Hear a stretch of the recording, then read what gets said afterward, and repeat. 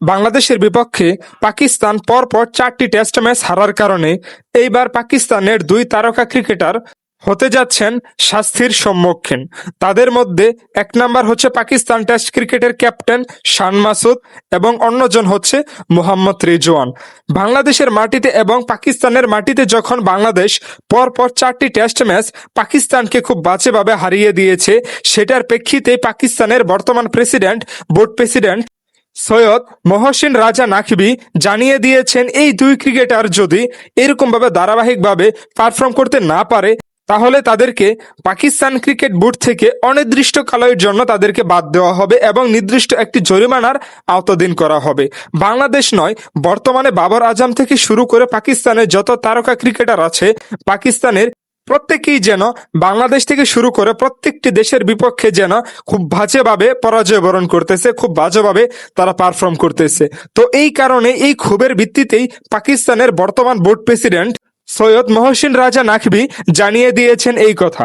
তিনি হুঁশিয়ারি দিয়েছেন যদি আর একটি ম্যাচ পরবর্তীতে যদি তারা ভালো করতে না পারে, যদি এইরকম ভাবেই ধারাবাহিকভাবে তারা ব্যর্থ হতে থাকে, তাহলে তাদেরকে পাকিস্তানের বোর্ড থেকে অনির্দিষ্টকালের জন্য যে কোনো ফরম্যাট থেকে টেস্ট, ওডিআই, টি20 যে কোনো ফরম্যাট থেকে অনির্দিষ্টকালের জন্য তাদেরকে বঞ্চিত করা হবে, তাদেরকে বাদ দেওয়া হবে।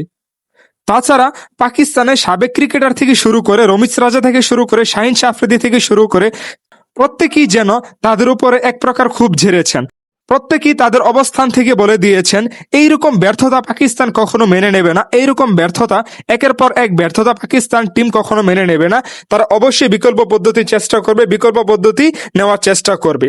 বাংলাদেশ বনাম পাকিস্তানের টেস্ট সিরিজের মধ্যে নাহিদ রানাকে নিয়ে প্রশংসায় যেন পঞ্চমুখ হয়ে গিয়েছিলেন পাকিস্তানের প্রত্যেকটা ক্রিকেটার, প্রত্যেকটি সাবেক ক্রিকেটার থেকে শুরু করে সর্বপর্যায়ের মানুষের যেন।